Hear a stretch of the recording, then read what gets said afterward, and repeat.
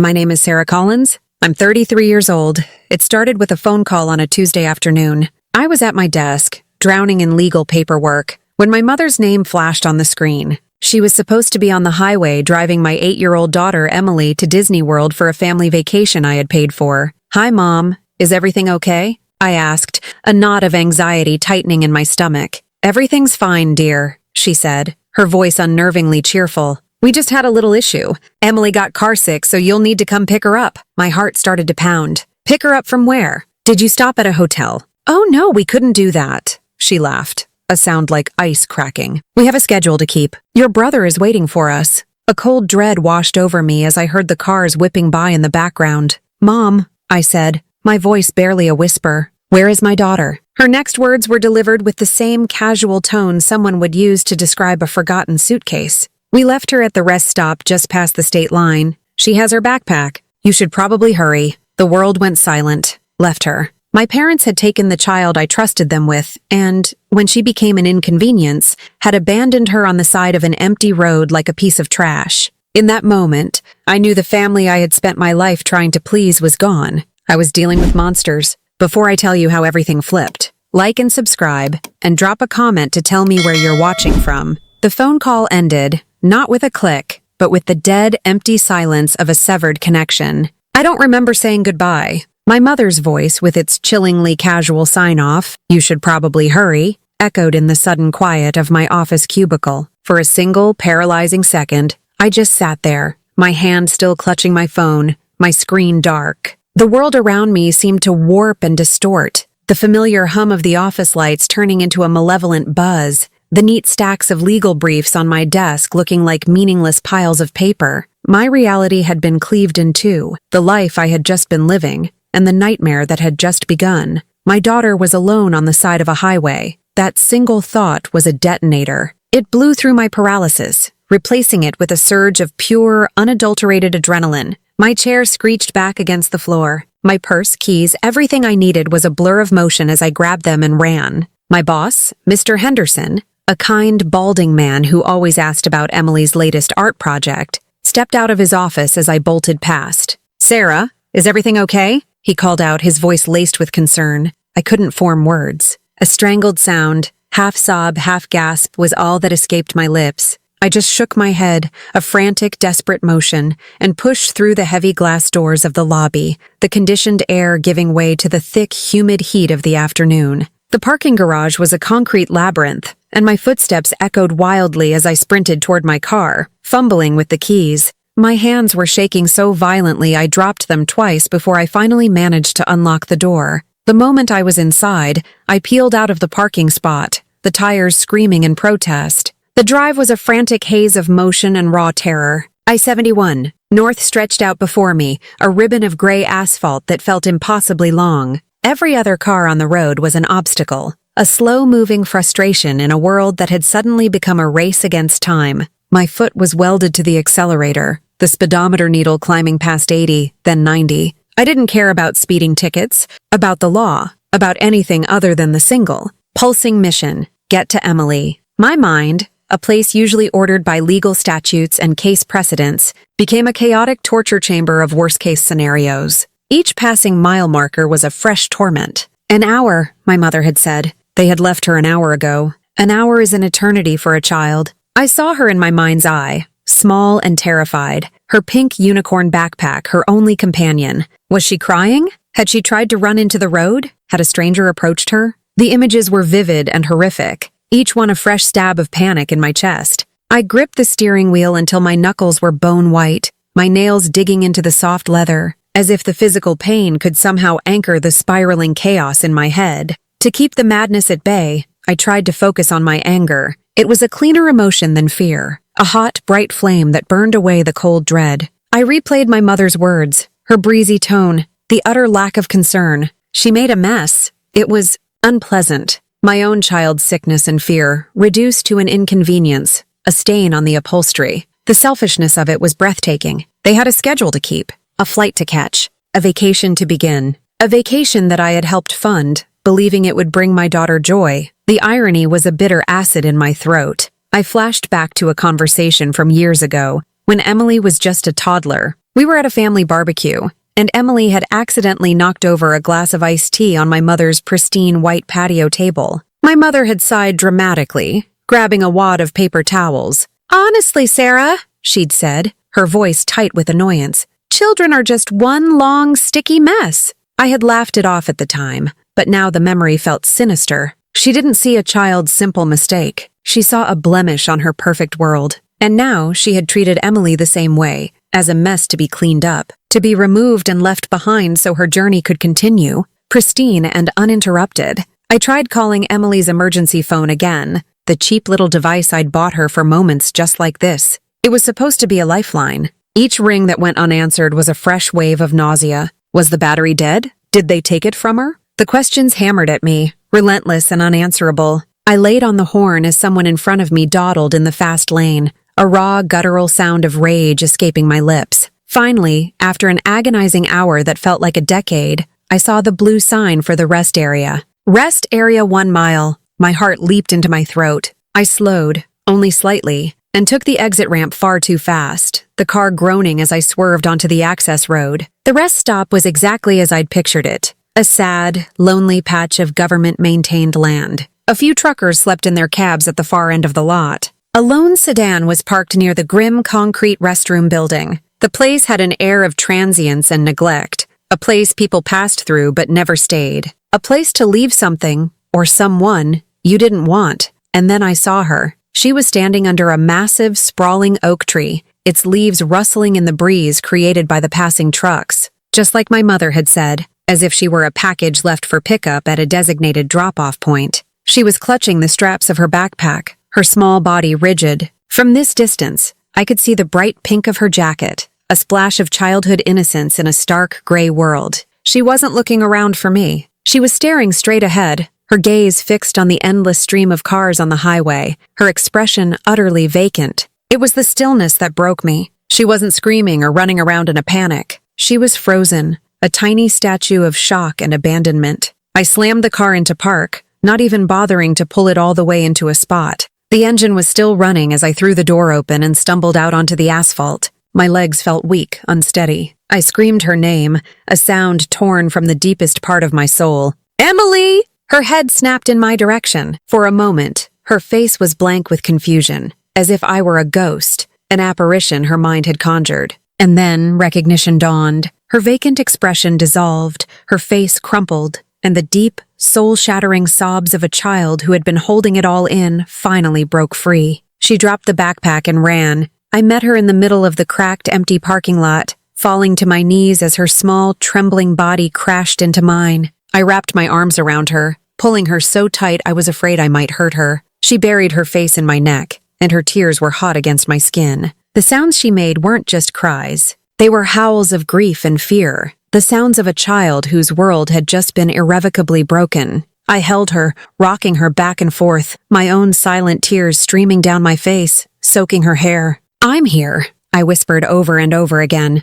the words a desperate mantra. "Mommy's here. You're safe now. I've got you. I will never, ever let you go." After what felt like an eternity, her sobs began to subside, quieting into shuddering gasps for air. She pulled back just enough to look at me, her beautiful brown eyes red-rimmed and swimming with a hurt so profound it stole my breath. "They were mad at me, Mommy," she whispered, her voice raspy from crying. "Grandma said I ruined the new car mats. She said I was being a baby." Her lower lip trembled as she fought a fresh wave of tears. "She said I ruined everything." The raw, unfiltered cruelty of those words struck me with the force of a physical blow. Ruined everything. My 8-year-old child. I cupped her little face in my hands, my thumbs gently stroking her tear-stained cheeks. I forced my voice to be calm, to be the anchor she needed in this storm. "Listen to me, Emily," I said, looking directly into her eyes, willing her to believe me. "You did nothing wrong. Absolutely nothing. Getting sick is not your fault. Being a child is not your fault. What they did was wrong. It was mean, and it was cruel, and it was their fault, not yours. Never yours." I picked up her discarded backpack and led her to the car. I buckled her into her booster seat, my hands still shaking as I pulled the seatbelt across her small frame. She didn't speak on the ride home. She just clutched the fluffy stuffed alpaca I kept in the back seat, her gaze distant and lost as she watched the world blur past her window. The silence in the car was a living thing, thick with her unspoken trauma and my own raging silent promises. This was a line.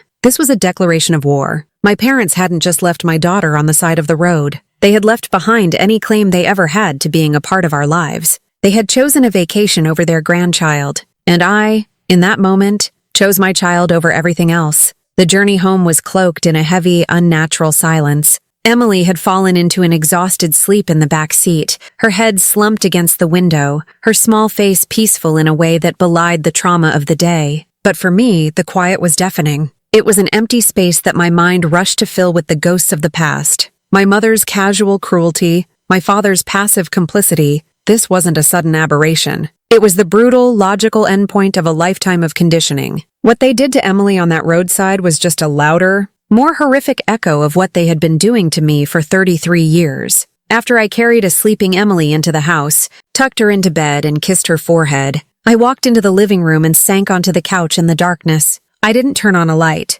I didn't want to see the cheerful family photos on the mantelpiece, photos of Christmases and birthdays where I had smiled for the camera, pretending we were the happy, normal family I so desperately wanted us to be. In the dark, the truth felt closer, sharper. The past wasn't just a collection of memories. It was a map, and every road on it led directly to this catastrophic moment. My brother, Mark, was the sun. I was, at best, a distant moon, only visible when my own light reflected his. From our earliest days, the dynamic was set. I remembered a specific summer afternoon when I was 9. I had spent weeks working on a science fair project, a ridiculously ambitious model of the solar system with tiny, hand-painted planets that actually rotated with a little crank I'd built from an old egg beater. I was so proud of it. I had stayed up late for nights on end, my fingers covered in glue and paint. The day of the fair, I was practically vibrating with excitement. But that morning, Mark, who was 12, announced he had made the cut for the regional youth baseball team.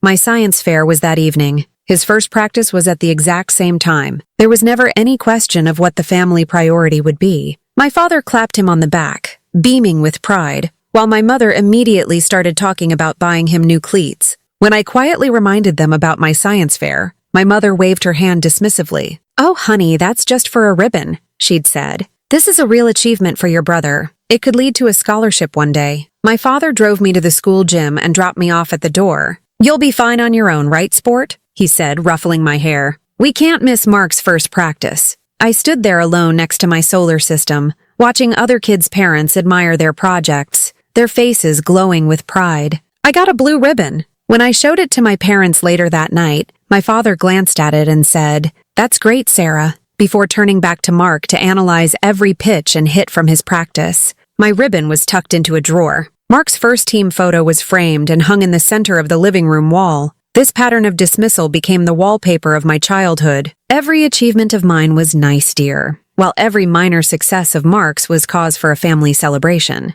When I was accepted into a prestigious pre-law program at Ohio State, a goal I had worked tirelessly for, my parents' reaction was muted. "That's practical," my father had commented. "You'll get a good, steady job." There was no party, no banner, no proud phone calls to relatives. A few months later, when Mark decided to drop out of community college to find himself and pursue freelance graphic design, they praised his courage and creativity. "He's an artist," my mother would tell her friends with a proud sigh. "He can't be tied down to a conventional path." They supported his artistic journey with a generous monthly allowance, while I worked 2 part-time jobs to pay for my textbooks and rent. Their language was a masterclass in subtle invalidation. They never said why we love Mark more. They said, "Mark just needs us more right now." They never said, "Your accomplishments don't matter." They said, "That's wonderful, Sarah, but did you hear what Mark just did?" They framed his dependency as a virtue, and my independence as an expectation. I was the responsible one, the reliable one, the one who didn't cause trouble. I had thought these were compliments, badges of honor I had earned. I saw now that they were just labels for my role in the family system, the support beam that held everything up so the golden child could shine without any pressure. The most painful part was how I had internalized it all. I spent my entire life trying to be perfect, believing that if I was just responsible enough, successful enough, and undemanding enough, I would finally earn my equal share of their love and pride. I became a high achiever not just for myself, but for them, hoping to present them with an accomplishment so significant they couldn't ignore it. But nothing was ever enough. I graduated from college with honors, passed the paralegal certification on my first try, and secured a job at a respected law firm. And yet, at family gatherings, the conversation always drifted back to Mark's latest freelance project or his vague plans to start a t-shirt company. When I became pregnant with Emily, a small, foolish part of me hoped a grandchild would change everything. I thought the pure, unconditional love for a baby would somehow reset the broken family dynamic. For a while, it seemed like it might. They doted on her when she was an infant, buying her cute outfits and parading her around for their friends. But as she grew, the old patterns re-emerged. They would cancel plans to babysit Emily if Mark needed them to watch his kids. They would forget her birthday, but throw a lavish party for their other grandchildren. They saw Emily not as her own person, but as an extension of me, the secondary, less important branch of the family tree. Sitting there in the suffocating darkness of my living room, the memories coalesced into a single, devastating truth. This wasn't a family, it was a hierarchy. And my daughter and I were at the bottom. They hadn't just abandoned Emily on the side of a road. They had been abandoning me in subtle, painful ways my entire life. They left me at the science fair. They left me out of their celebrations. They left me to fend for myself emotionally and financially. Tonight, they had simply made the metaphor literal. They had taken the person who meant more to me than life itself and physically left her behind. The hollow ache in my chest began to solidify, transforming from grief into something cold and hard. It was resolve. I had spent a lifetime accepting crumbs of affection, telling myself it was better than nothing. I had allowed their dysfunction to define my worth. No more. The cycle of neglect stopped here. It would not be passed down to my daughter. She would never have to stand alone, waiting for the love and approval of people who were incapable of giving it. She had me, and I was finally realizing that I was enough. I had to be, because protecting her meant finally breaking free from them, and that was a battle I was no longer willing to lose. As the first gray light of dawn began to filter through my blinds, my grief and rage gave way to a cold, practical accounting. Families aren't just bound by blood and emotion, they are also tied by finances. And in my family, those financial ties were not ropes of mutual support, but chains of my own making, chains I had willingly helped forge. For years, I had allowed myself to be the family ATM, the emergency contact, the financial backstop. I had done it under the delusion that my monetary value would somehow translate into emotional value. The events of the last 24 hours had proven in the most brutal way possible that I had made a terrible investment. I walked into my small home office and turned on my computer. The screen flickered to life, illuminating a spreadsheet I kept meticulously updated: family contributions. I had started it years ago, not out of resentment, but out of a need for order, a paralegal's habit of tracking everything. Looking at it now, it felt less like a ledger and more like a record of my own exploitation. The line items were a history of my folly. There was the $5,000 I had loaned my father 5 years ago when his car broke down. He had promised to pay me back in monthly installments. He made 3 payments and then the excuses started. Things are tight this month, Sarah. Mark needed a little help.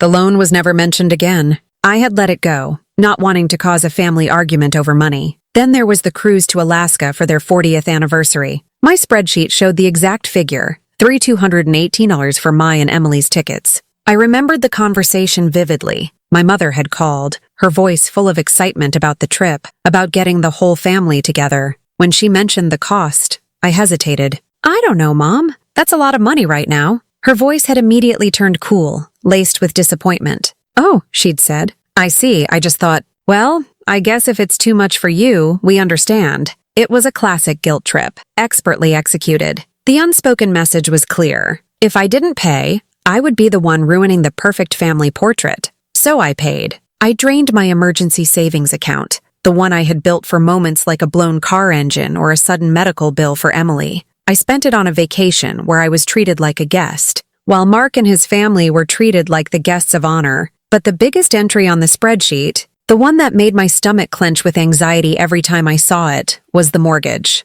2 years ago, they sat me down in their living room. My father had a folder of official-looking documents on the coffee table. He explained in a calm, rational tone that their variable interest rate was about to skyrocket, and they needed to refinance. The problem, he said, was their credit wasn't strong enough to secure a good fixed rate. The bank needs a cosigner, Sarah, he'd said, looking me straight in the eye. Someone with a stable income and a strong credit score. We would never ask Mark to do this, my mother had chimed in. placing her hand on my arm. "He has his own family to worry about, and his income isn't as reliable as yours. You're the responsible one. You always have been." They had framed it as a compliment, a recognition of my success. They praised my financial discipline, the very discipline I had developed because I knew I could never rely on them for help. It was a masterful manipulation. They were using my strength, a strength born from their neglect, as a tool for their own benefit. I knew it was a colossal risk. Every fiber of my being, trained to assess risk and liability, screamed no. But I looked at their worried faces,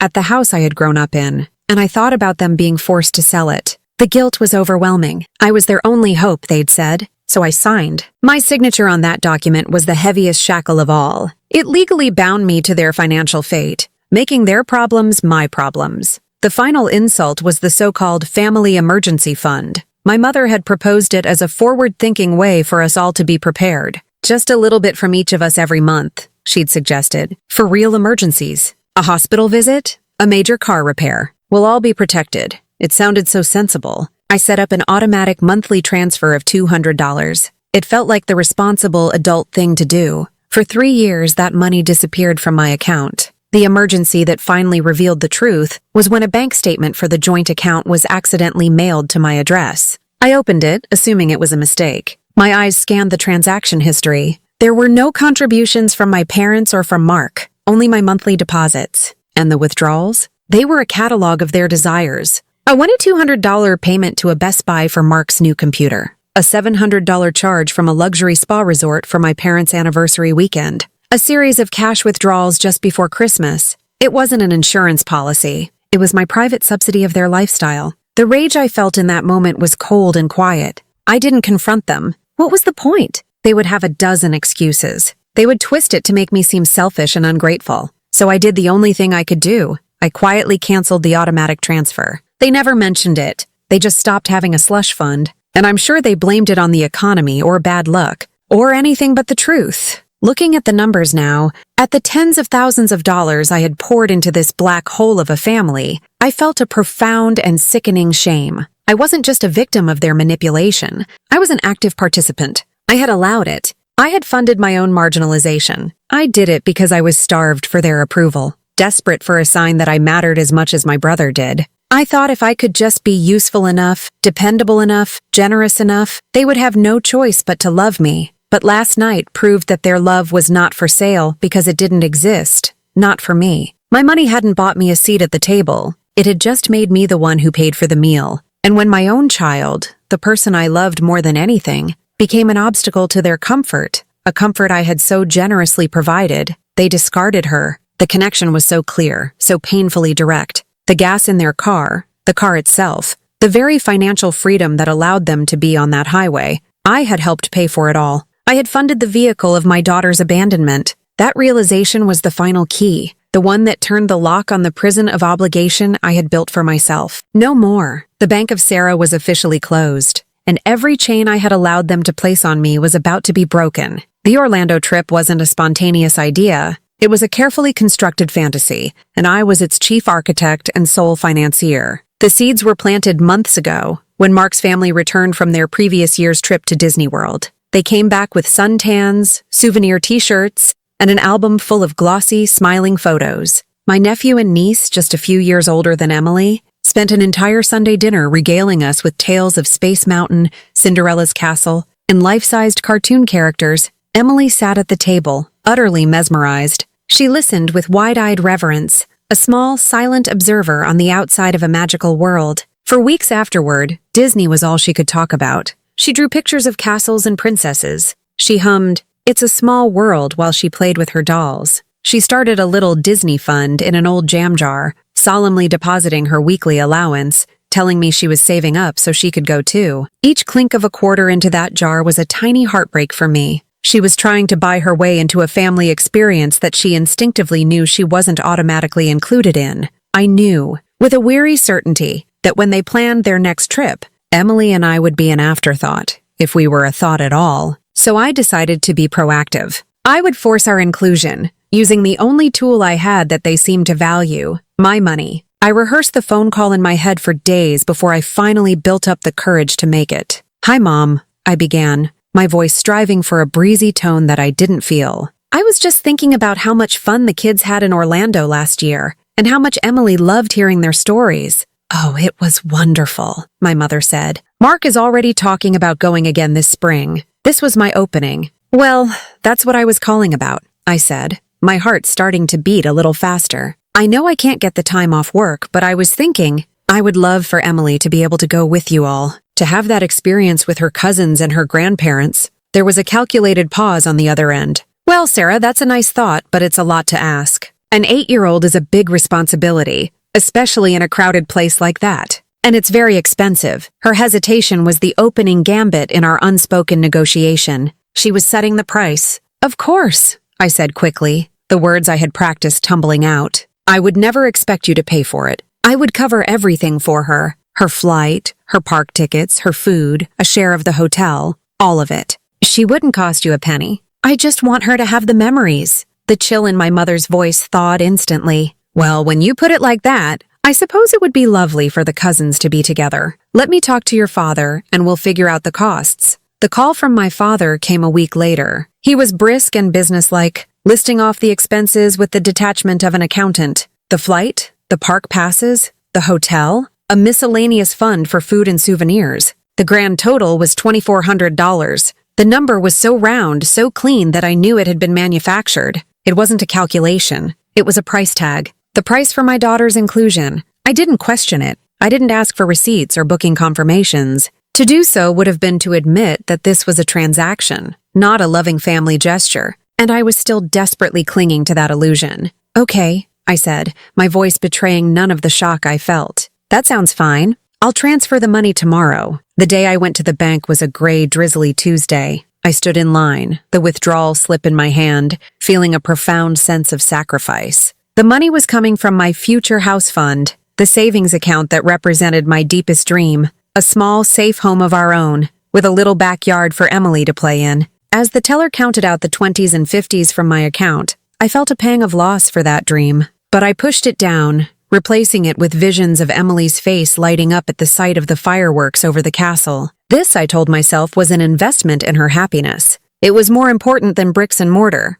The weeks leading up to the trip were a whirlwind of excited preparation. We went shopping for a new swimsuit and a pair of Minnie Mouse sunglasses. We packed her little rolling suitcase together, carefully folding her clothes and tucking in her favorite stuffed bunny. Emily chattered endlessly about which rides she would go on, which princesses she hoped to meet. Her joy was so pure, so absolute, that it almost convinced me I had done the right thing. It felt like I was giving her a piece of the magical childhood I never had. The morning they were due to leave, I drove her to my parents' house before sunrise. The air was cold and still. I went over the instructions one last time, my voice bordering on frantic. Her allergy medicine was in the front pocket of her bag. Her emergency phone was fully charged and clipped to her jacket. I had packed her favorite non-perishable snacks. I felt a deep, gnawing anxiety in the pit of my stomach, a sense of foreboding I couldn't shake. I told myself it was just normal parental worry. I knelt down to hug Emily, burying my face in her hair, breathing in her familiar little girl scent.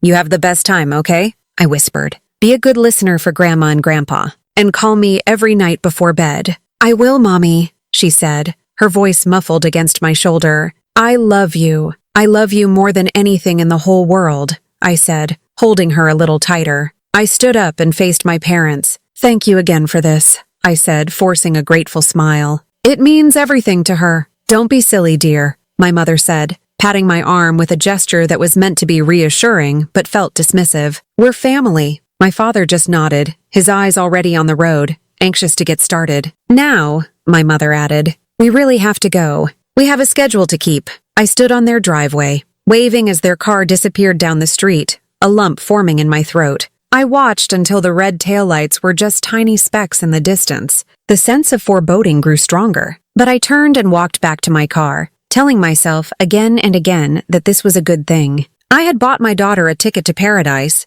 I had paid the price. I had done my part. And now in the aftermath, the full horror of that transaction was clear. I hadn't bought her a ticket to paradise. I had paid her captors. I had given them the money to drive her to the place where they would abandon her. Every dollar of that $2,400 was tainted. It was the price of my daughter's tears, the cost of her terror, the down payment on a lifetime of trauma. The fantasy I had so carefully constructed and paid for had dissolved, revealing the ugly, rotten truth of my family beneath, and I, the fool who had paid for it all, was left to clean up the mess. I stayed on the couch until the sun had fully risen, painting the living room in stripes of pale, unforgiving light. The exhaustion was bone deep, a physical weight pressing down on me, but my mind was unnaturally clear, honed to a razor's edge by the night's torrent of grief and memory. The storm of emotion had passed, and in its wake was a landscape of stark, cold clarity. The question was no longer why this had happened, or how I could fix my broken family.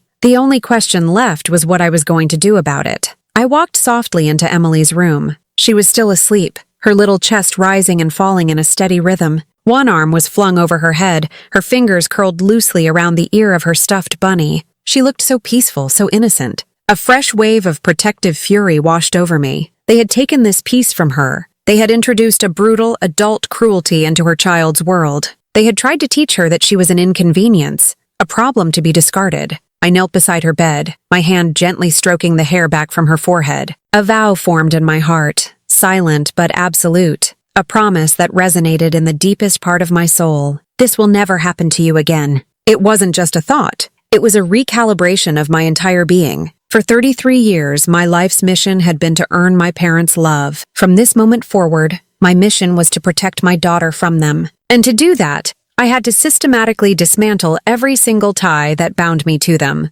It was time to burn the bridges, salt the earth, and build a fortress around the new, smaller, safer world that would consist only of Emily and me. My first act of war was quiet and digital. I went into my office, the spreadsheet of my financial servitude still glowing on the monitor. I didn't close it. I wanted it there as a reminder, as fuel. I opened my online banking portal, my fingers moving with a steady, deliberate precision. I navigated to the automatic payments page. There it was, Family Emergency Fund, a monthly transfer of $200. I stared at the entry, a symbol of my own gullibility. With a single satisfying click, the transfer was canceled. Next, I went into the joint account itself, the one my name was still on. I initiated a transfer of the remaining balance, a paltry $47.18, back to my own checking account, and then I found the option to remove myself as an account holder. A few more clicks and a message confirmed my request had been submitted. It was a small act, but it felt monumental. It was the first chain breaking.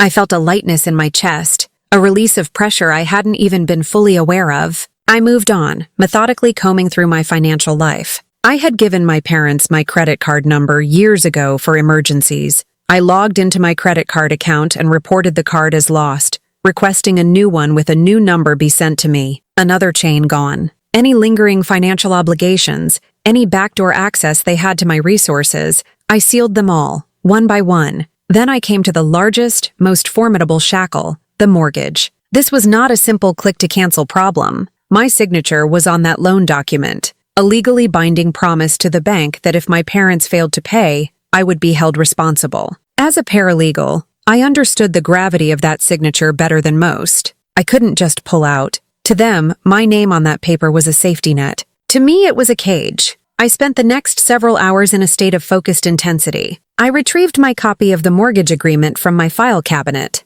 I spread the pages across my desk, the dense legal text that had once seemed so intimidating now looking like an enemy schematic. I read every line, every clause, every piece of boilerplate. I was looking for a loophole, an exit strategy, any legal mechanism to extricate myself. There was none. The contract was ironclad. The only ways to remove a cosigner were to pay off the loan in full, or for the primary borrower to refinance the loan in their own name. The answer was clear. They had to refinance, but I knew, with absolute certainty, that they couldn't. Their credit was shot, and without my income and credit score propping up the application, no bank would approve them for a loan of that size. This meant they would have to sell the house. The thought sent a complicated tremor through me. It was the house I grew up in, the place of my science fairs, my lonely birthdays, my quiet childhood. But it was also the seat of their power, the stage upon which all the family dramas had played out. Letting it go felt like losing a piece of my history,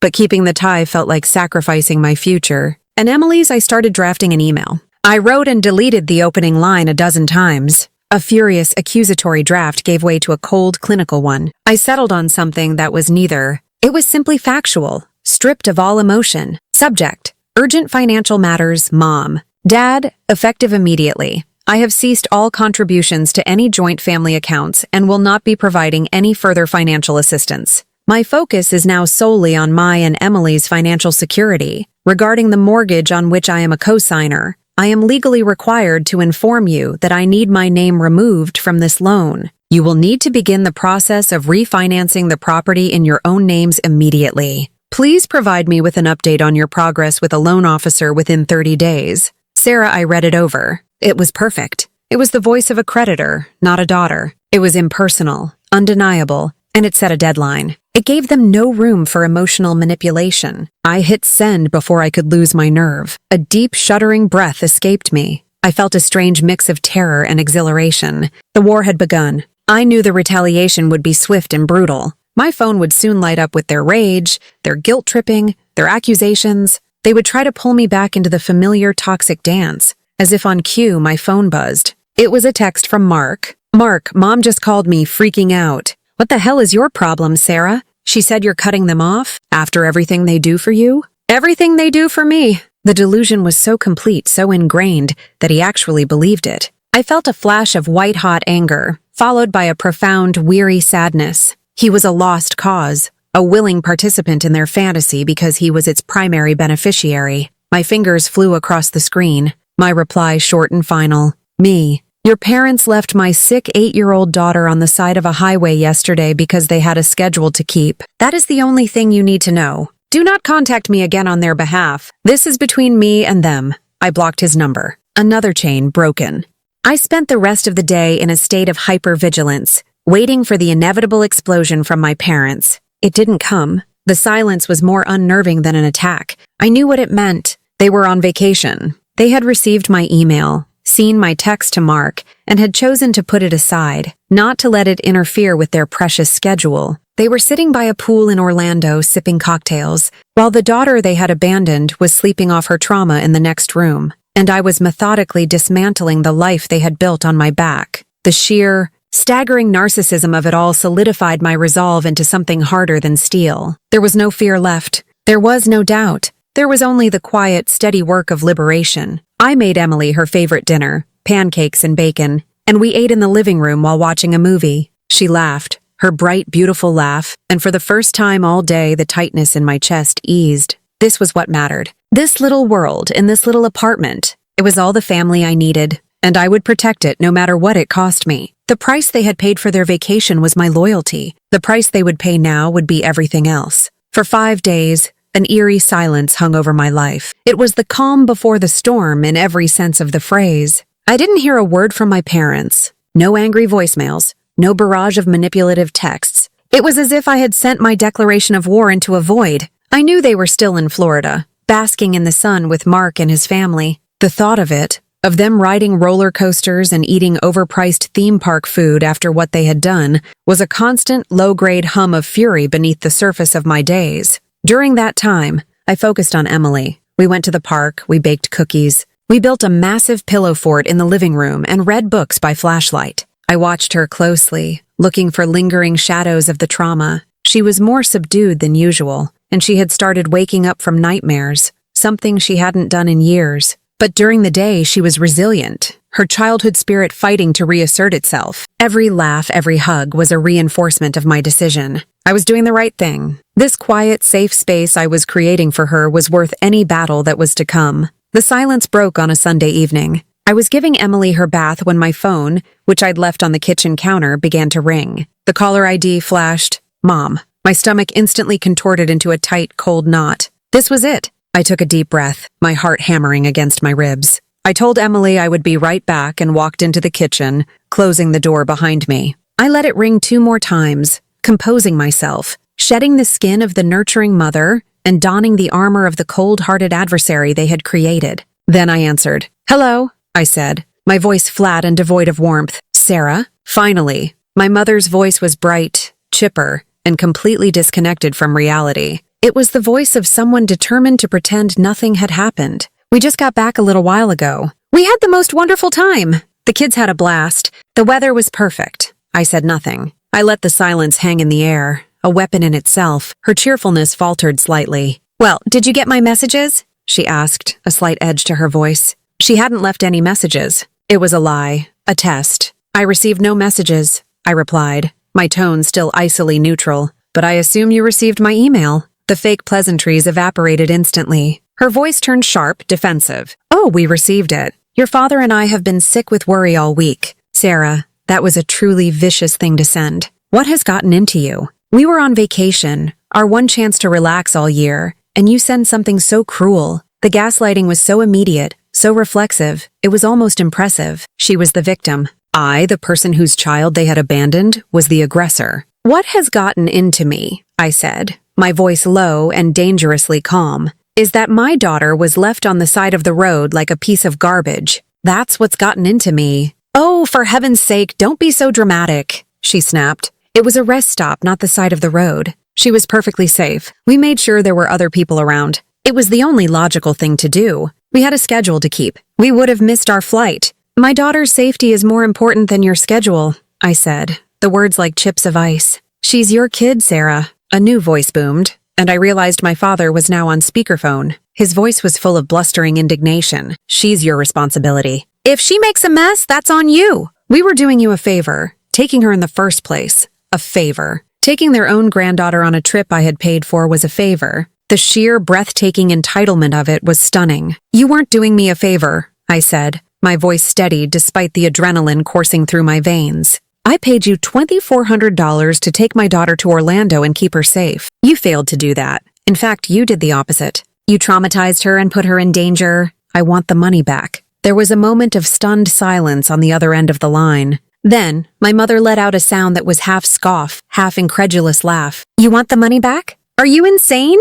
That money was for her flight, her tickets. It's been spent. You can't be serious. I am perfectly serious, I said. You broke our agreement. You did not provide the service I paid for, which was a safe and enjoyable trip for my child. Therefore, you owe me a full refund. You have 30 days to return the $2,400. This is unbelievable, my father roared. You make more money than any of us. You have a stable job. We're struggling to get by, and you have the audacity to demand money from us. After all the sacrifices we made for you growing up, you owe us. You owe us for your education, for the roof over your head. You owe us respect. The dam of my composure finally cracked, but what came out wasn't a flood of tears or rage. It was a current of ice-cold truth. Let's be very clear about what is owed here, I said, my voice dropping to a near whisper, forcing them to strain to hear me. I don't owe you for a childhood where I was treated as a second-class citizen. I don't owe you for an education that I worked 2 jobs to help pay for. I don't owe you for a roof over my head that you are now about to lose because you can't afford it without my signature on your loan.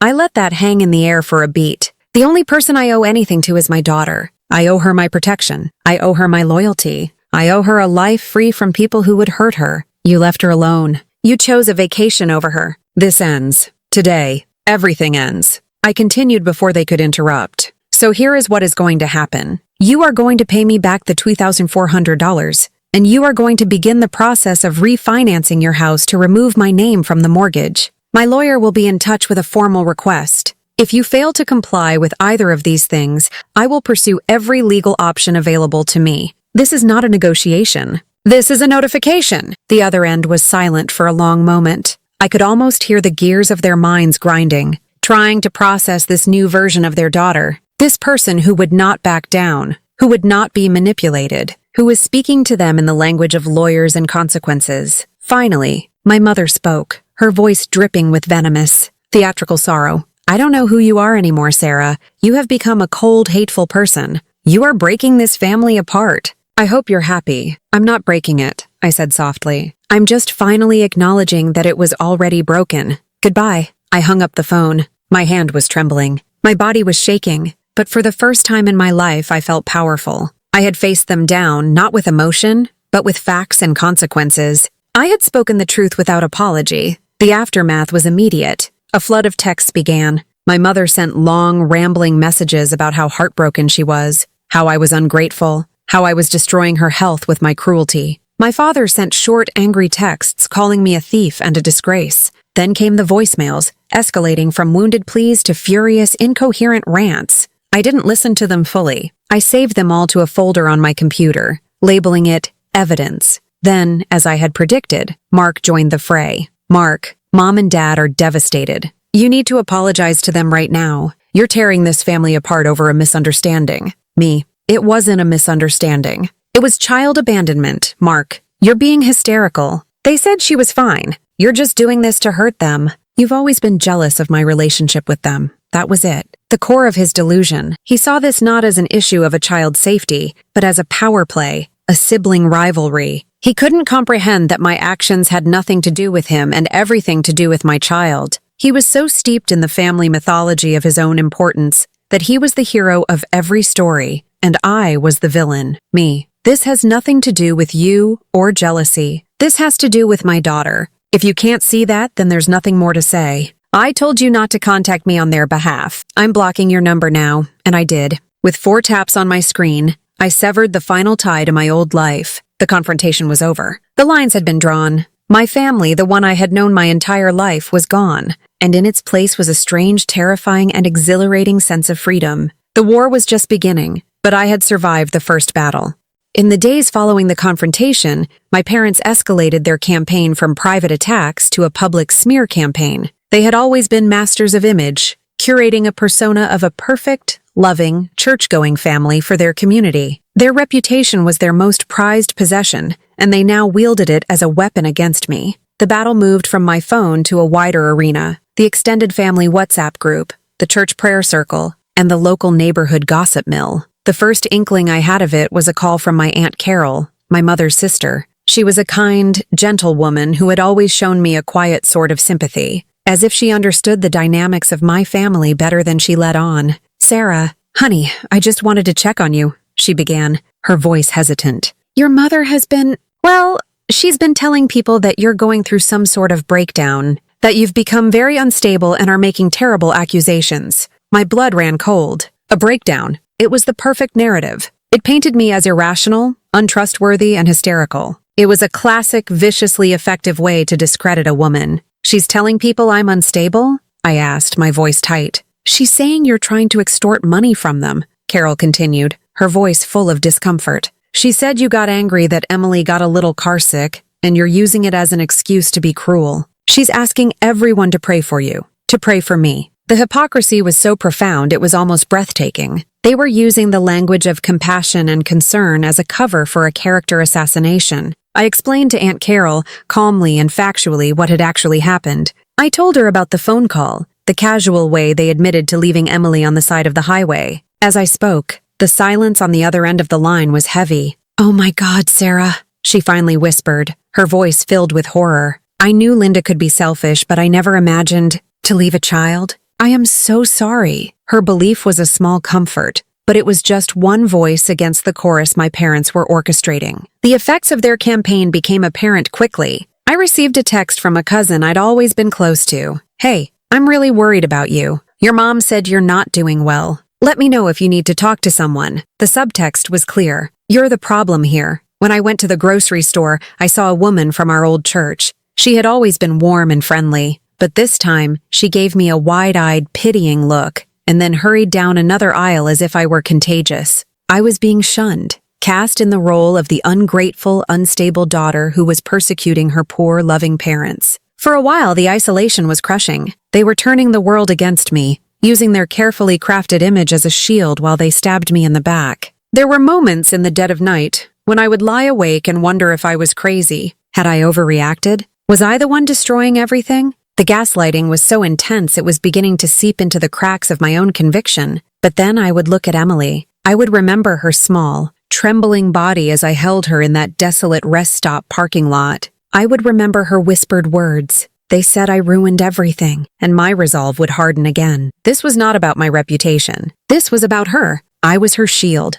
and I would not let them break me. The tipping point, the moment the entire narrative collapsed, came from the one person I least expected it, my father. He had always been the passive partner in my mother's social maneuvering. She was the queen of emotional manipulation. He was the blustering, self-righteous enabler who backed her plays. But his arrogance was his weakness. He truly deeply believed in his own righteousness. He believed he had done nothing wrong. He was in a text exchange with his own brother, my Uncle Steve, who lived out of state.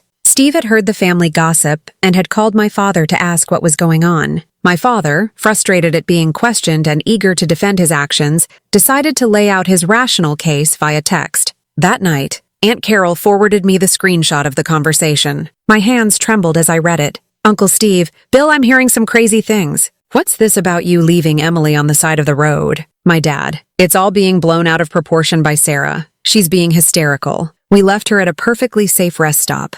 It was the only logical option." "Uncle Steve, logical? She's 8 years old. You couldn't have just turned back or gotten a hotel?" My dad. "And lose all that money? And miss our flight?" Mark and his family were waiting for us. We had a schedule. We had obligations. We did what we had to do. Any rational parent would do the same. We had a flight to catch. There it was, printed in black and white in his own words. Not an apology, not a hint of remorse, just a cold, callous calculation. A flight was more important than a child. His unwavering belief that his actions were not just acceptable, but rational. He had confessed to the core crime, not the act of leaving her, but the mindset that made it possible. My Aunt Carol was appalled. She had seen the texts firsthand. She had been on the receiving end of my mother's manipulative phone calls. She had heard my side of the story, and now she had the proof. "What do you want to do with this, Sarah?" she asked me on the phone. I thought for a moment. I could keep it, save it for a legal battle, but I realized that this war wasn't going to be won in a courtroom. It was going to be won in the court of public opinion, the very court my parents had tried to use against me. "I think," I said slowly, "that the whole family deserves to know the truth." In his own words, Aunt Carol agreed. That evening, she posted the screenshot in the extended family WhatsApp group, the same group my mother had been using to spread her lies. She added a simple caption. "I think everyone should see this. This is what this is all about. Pray for Emily." The effect was instantaneous and explosive. The group, which had been filled with my mother's passive-aggressive prayer requests for me, fell completely silent for about 10 minutes. Then the notifications started. One by one, family members started reacting. A thumbs-down emoji from a cousin, a shocked face emoji from another aunt. Then the messages began. "Bill, did you really write this? Linda, is this true? This is horrifying. My mother tried to do damage control. This is taken out of context. Sarah is manipulating you all." But it was too late. The words were there, undeniable, and written by my father's own hand. The mask hadn't just slipped. It had been ripped off. No one could spin the phrase any rational parent would do the same. The sheer arrogance of that statement exposed the truth more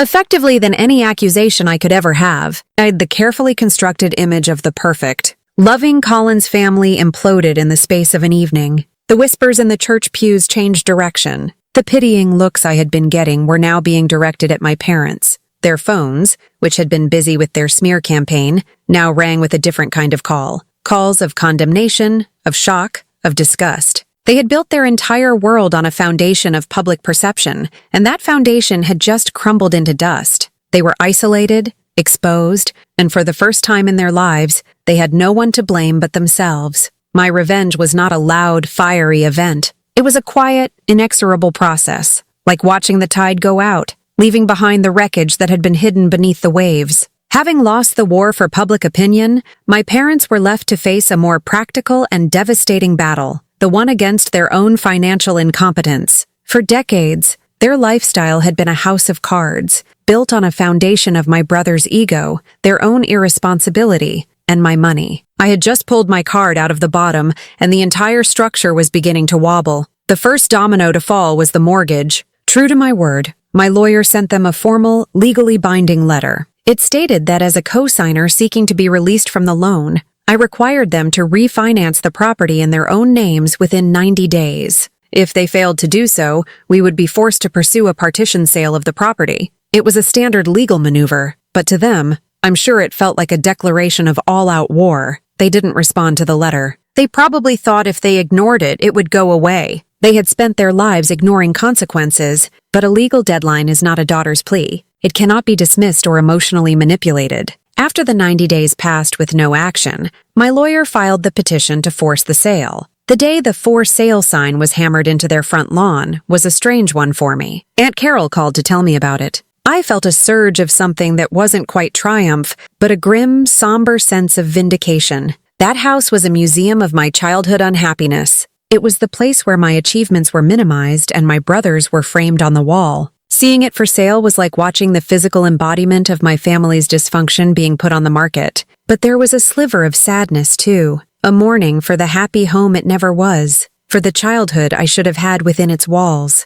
The forced sale was a public humiliation. Their friends and neighbors all saw the sign. The whispers at the church turned from their moral failings to their financial ones. They were forced to host open houses, to have strangers walk through their rooms, judging their possessions, their life. The house sold quickly, but for less than they owed, a consequence of their years of neglect and the urgent nature of the sale. They walked away with nothing but their remaining debt. This is when they turned to their golden child. This was the moment the family mythology was supposed to come true. Mark, the son they had poured all their love, resources, and praise into, was supposed to swoop in and save them. He was their hero, their great artistic success story. They showed up at his doorstep, a U-Haul truck full of their boxed-up lives parked at the curb, expecting to be taken in. The story of what happened next came to me, again through Aunt Carol, who had heard it from Mark's distraught wife. Mark had refused them. He had stood in his own doorway, looked at his desperate homeless parents, and said no. His wife reported that he had yelled, "I can't let you sink me too. I have my own family to think about. I don't have the money to support you." It was the ultimate, most devastating betrayal of their lives. The son who could do no wrong, the one for whom they had sacrificed their other child's well-being, had abandoned them just as callously as they had abandoned Emily. He had learned their central lesson all too well. When someone becomes an inconvenience to your lifestyle, you cut them loose. Their investment had yielded nothing. The golden child was just gilded brass. Their fall was swift and brutal after that. Without my financial support and without a house, their world shrank. They moved into a cramped, depressing 2-bedroom apartment in a run-down complex on the other side of town. The second bedroom, I heard, was filled with the boxes of belongings that didn't fit. Next, the car was repossessed. It was the same car they had driven to Florida, the one with the new car mats my daughter had ruined. The loan payments, which I suspect I had unknowingly been subsidizing for years, were too much for them to handle. One morning, it was simply gone from their apartment complex parking lot. Their social circle, which was built on the illusion of their happy, successful life, evaporated. Their friends stopped inviting them to dinner parties. They were no longer the admirable couple with the perfect family. They were the disgraced couple living in a shabby apartment whose son wanted nothing to do with them and whose daughter was suing them. They were a cautionary tale. Their shame was a palpable thing, a cloud that followed them everywhere. Through all of this, I did nothing. I didn't call to gloat. I didn't drive by their new apartment. My revenge was my absence. My revenge was the silence of my bank account. My revenge was the quiet, peaceful life I was building with my daughter. While their world was collapsing, mine was expanding. I had taken the money that used to go to their emergency fund and started a new one, Emily's college fund. I took the money I would have spent on family vacations and signed Emily up for art classes, something she had always wanted to do. Every piece of art she brought home, every story she told me about her day, was a testament to my victory. The quiet joy in our small apartment was more real and more valuable than any amount of money or any hollow family title. They had thought my strength was my income, a resource to be exploited. They never understood that my real strength was my love for my daughter. By threatening her, they had unleashed a power in me I never knew I possessed. I didn't need to watch them burn. I just had to stop being their fire extinguisher. They had created their own blaze, and now they were left to stand in the ashes. A year later, on a bright, sunny morning in April, Emily and I stood in front of Cinderella's castle in Orlando. It was even bigger and more magical than she had imagined. Her face, tilted up towards the impossibly blue sky, was a perfect picture of pure, unadulterated joy. She was wearing a princess dress we had picked out together, her hand clutching a half-eaten Mickey Mouse-shaped ice cream bar. I had used the money from my now flourishing future house fund to bring her here myself. This trip wasn't a desperate attempt to buy affection or secure a place in a family. It was a celebration of our own little family of 2. It was about replacing a traumatic memory with a triumphant one. We spent 5 days in a whirlwind of laughter and fun.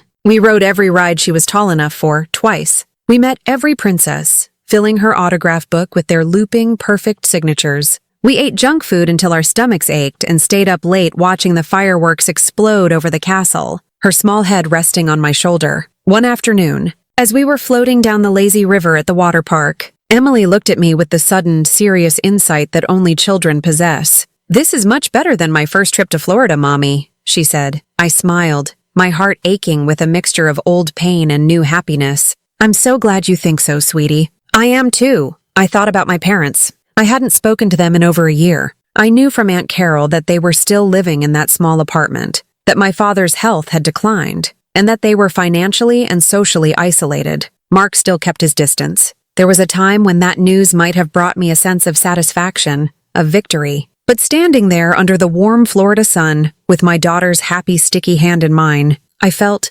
nothing. It wasn't anger or pity or even triumph. It was just a quiet sense of distance. Their lives were their own, a story happening in a book I had long since closed. My revenge was never about their destruction. It was about my own survival. It was about creating a life where their toxicity could no longer reach me or my child. The peace I felt wasn't about forgiving them for what they did. Some things are unforgivable. The peace came from forgiving myself for the years I spent trying to earn a love that was never available, forgiving myself for not seeing their true nature sooner, forgiving myself for believing my worth was negotiable. Watching my daughter splash and laugh in the water, I realized that every dollar I had ever wasted trying to buy their love was now being repurposed. It was building her joy. It was funding her education. It was creating these moments, these memories that were truly priceless. The hole they had left in my life was not an empty space. It was fertile ground, and from it, something new and strong and beautiful had grown.